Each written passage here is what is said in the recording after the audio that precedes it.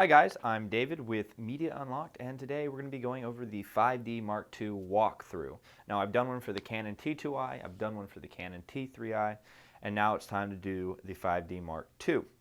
It will probably be a 2 to 3 part series. This part, the very first one, will be over all the functions of the camera as far as the outside of it.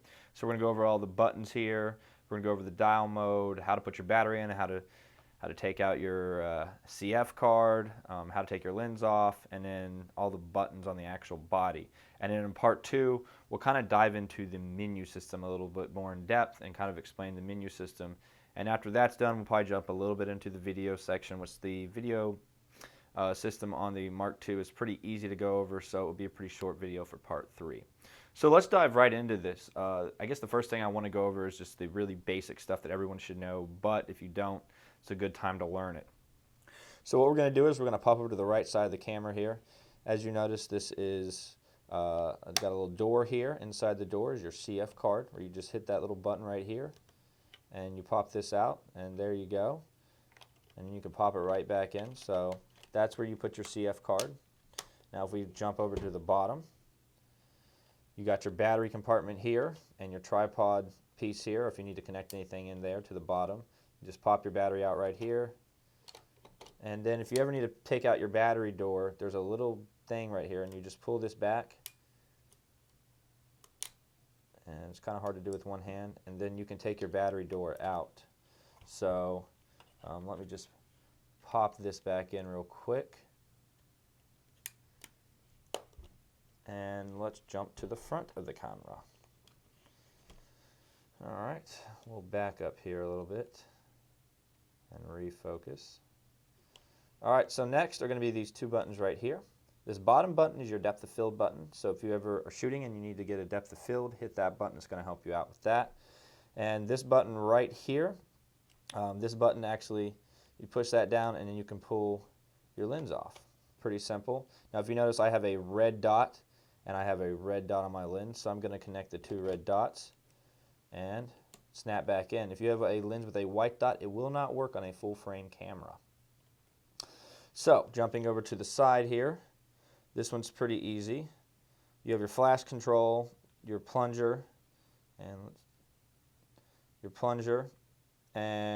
your mic. So we'll pull these up so you can actually see, and you can connect cords here, as well as you have HDMI. Put that back in, HDMI, USB, and AV out, which again, we'll pull that off so you can see what it looks like. And that's what those do. Pop those back in. And they're actually in there pretty good. I really like that about the Mark II. They really secure these ports quite well. Now we'll go over another thing that probably a lot of people don't know what it does is this right here. Now this is for people, if my understanding is correct, for people who use lenses. You can adjust that for far and nearsighted people so that you're able to look through the viewfinder right here at the top and see what you're doing. So, which is really nice.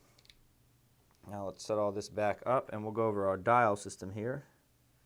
Let me just refocus. There we go. All right, so the first thing on the dial system is going to be the green square. That means it's an automatic setting. So if you don't want to use your manual settings whatsoever and you want to go full auto, you want to throw it in there.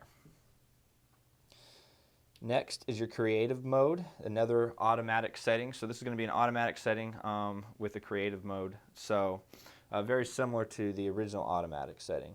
Next is going to be priority AE. Mainly what this does is it controls your shutter and your aperture. You have control of your ISO and white balance and stuff like that. So if you just want to mess with your ISO to get your shot just right, then it's going to give you the best, the shutter and aperture are going to be automatic. Next is going to be shutter priority. So what TV does is, and as you can see, this is my f-stop, this is my ISO, and this is my shutter right here. So as you can show, it's going to have shutter priority. So that means when I move my f-stop, it's going to move my shutter. And I still have control over the ISO. So if I still want to set up the ISO. So as I move my f-stop, it's going to move my shutter. and it's going to give me the most well-balanced shot possible. So next is going to be your AV setting, which is aperture priority. So that means that your aperture, you have whenever you move your aperture, again, this is your aperture right here. Whenever you move your aperture, your shutter is going to change. So as you can see, I'm moving my aperture and my shutter is changing, and again, I still have control over the ISO.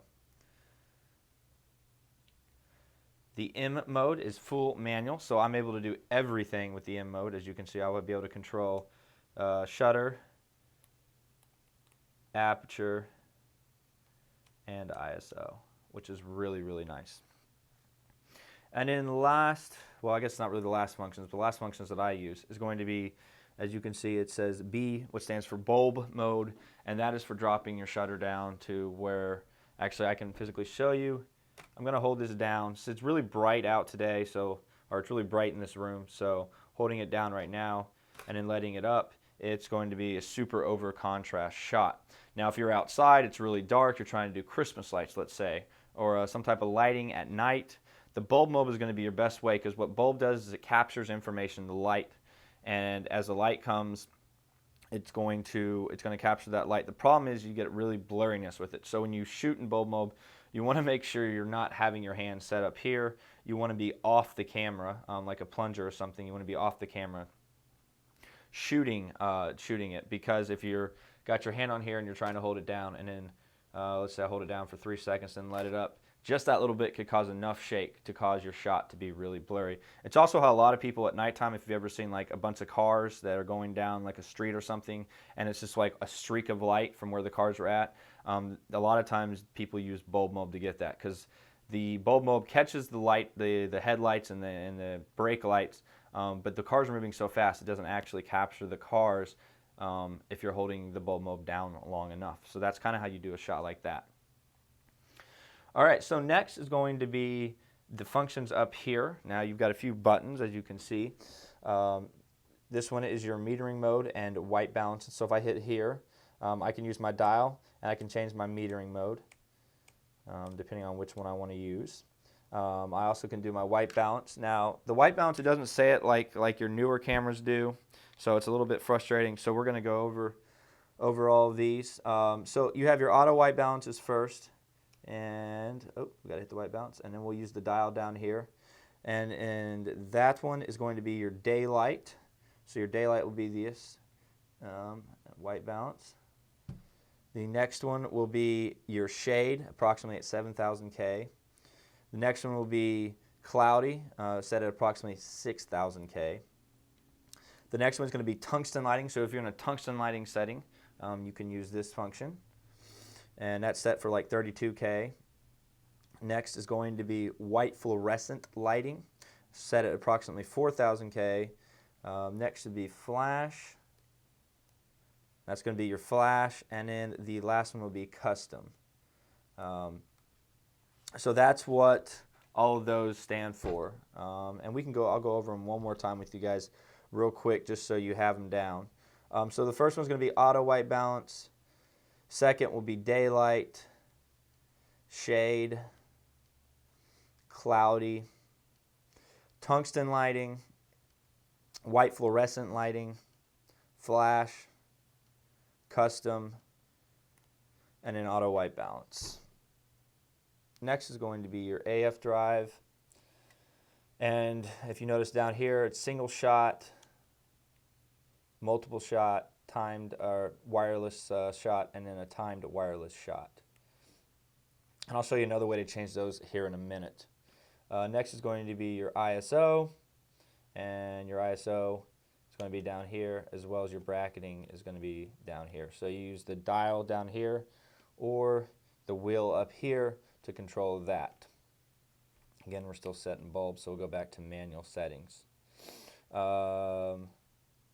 All right, so those are what those functions do up here. Of course, you have your dial right here, and then you have your shutter. If you want to take the shot, it's going to be set right there.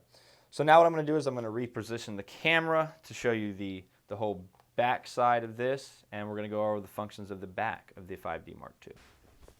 Okay, so now we're looking at the back of the 5D Mark II, and all this is some pretty simplistic stuff, so we're going to go over this pretty quickly here. So we'll start up here on the top right, the AF on. So what this is going to do is it's going to actually do an autofocus. If you don't want to use the half click up here, the button right here, you can hit this and it will help you autofocus your shot. Right here, this is how you pick your autofocus points, and this right one and the left one is your AE lock.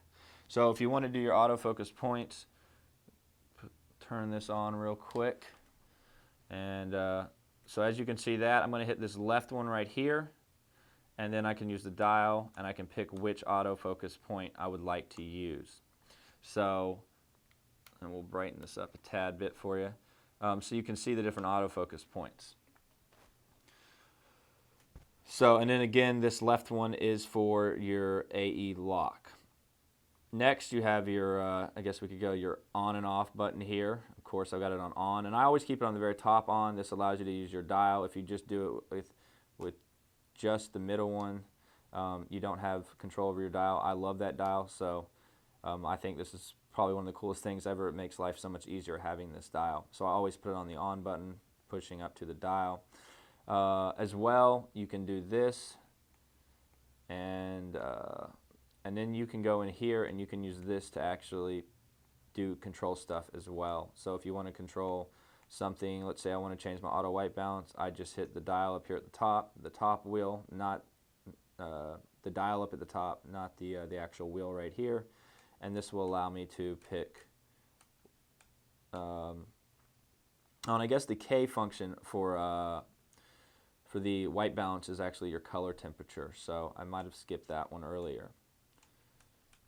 So as you can see here, and we'll just go back to auto white balance. And then, so this allows you to do all that, go in here and do this manually. Some of the stuff's over here on the side. Of course, you have your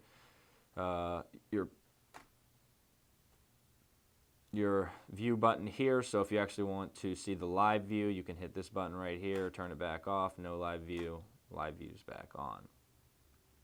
And then you can probably hit your info button and get information on your live view as well. That's an option as well. And then I have Magic Lantern on here, so I have some of my Magic Lantern functions as well. If you don't know what Magic Lantern is out there, shoot me a comment or a message. I'll tell you a little bit about it. It's amazing. It's pretty awesome what it can do for your camera. So then you have your menu button, and you can go through all your menus here. This will be part 2, because I've still got to teach myself a few things about the menu section. And let's see here. Then you have, we'll go back out. You can set your user definition. This is what I've got set for my basic shot, but you can set your own thing as well. So if you want to change it, just move the dial up here or the wheel up here at the top. And I use mine's preset on user definition 1, so that's the one I use. You got your info button that's going to give you info about stuff, and we'll just go back out of here. And then if you want to go look at your previous pictures that you've taken, you can do that here. The wheel right here does this 1 by 1, and if you use your dial, it jumps by 10. So if you notice, this is 2,661, so it should be 2,651 if I'm not correct.